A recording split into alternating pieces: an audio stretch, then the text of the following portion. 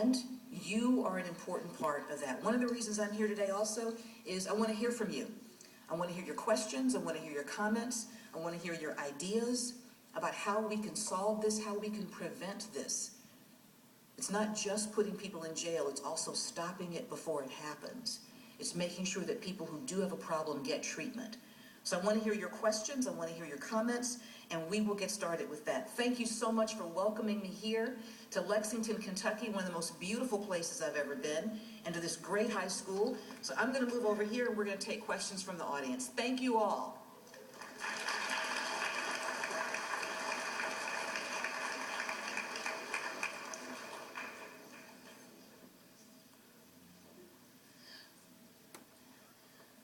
So I think my microphone is on. So we've got 2 microphones here on either side of the audience. I think people are lining up to start questions, and I need to know, we're going to start here? All right. Tell me your name, tell me your school. Hi, I'm Laura Cole, and I'm from Model. Hey, Laura. Hi. Of the opiate addicts in the United States, roughly what percentage have become addicts due to exposure from their direct family or growing up in a household of addicts? So I think that's a great question, because I think it goes to what a lot of people think or assume about people who fall into addiction. And people will often assume that you had to see actual drug use as a kid, or that was your family life, and it's not always the case. Alex, you can speak to this, and you did speak to this, Kayla also, but I can certainly tell you that most of the heroin abuse we see, as we've discussed, starts from prescription drug abuse. It's totally legal. It can literally be for a legitimate pain problem, surgery, and someone comes away with way too many pills, or people save pills, and the kids are curious and they start using them and they get addicted. And I've heard so many times from parents.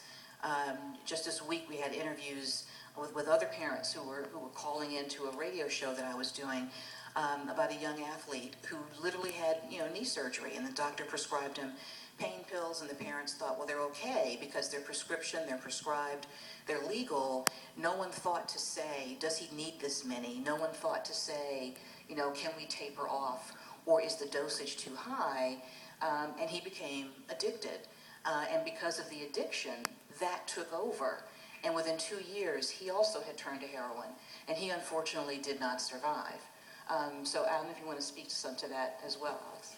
Yeah, there's a lot of stigma and a lot of misconceptions surrounding addiction, and I think one of them, I lectured to a class at UK 2 weeks ago, and part of the exercise talking about stigma is we Googled the words drug addiction, and if you just look at the images that show up, they're so stigmatizing. It's dark and it's gritty, and it is not an accurate reflection of what addiction looks like for maybe 90% of us.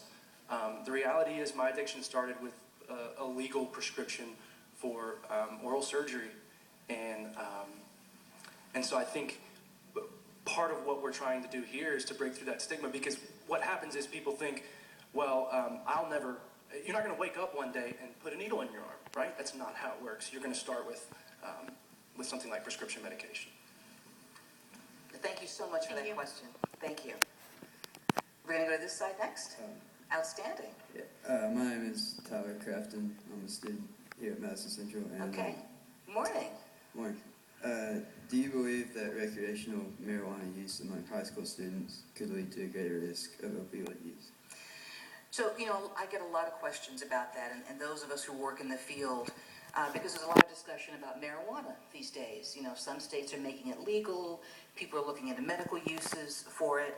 And I understand that it still is as common as almost anything there. When we talk about heroin addiction, we usually, as we've mentioned, are talking about individuals who start out with a prescription drug problem, and then because they need more and more, they turn to heroin. One of the things we've noticed, I've been in law enforcement for a while now, and heroin is cheaper and stronger than 20 years ago when I started as a young prosecutor. And so it can be cheaper than pills sometimes. If there are people, and sometimes doctors and family members will recognize someone's got a problem with pills, and they'll remove them, they'll cut them off, and that is often when people will switch to heroin for the same effect.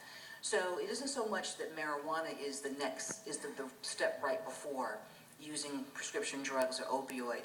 I mean, it is true that if you tend to experiment with a lot of things in life, you may be more inclined to experiment with drugs as well. But it's not like we're seeing that marijuana is a specific gateway.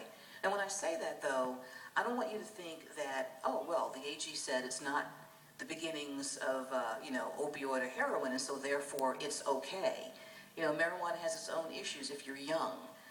You're smoking. It's like smoking a cigarette. Think about that for your lungs.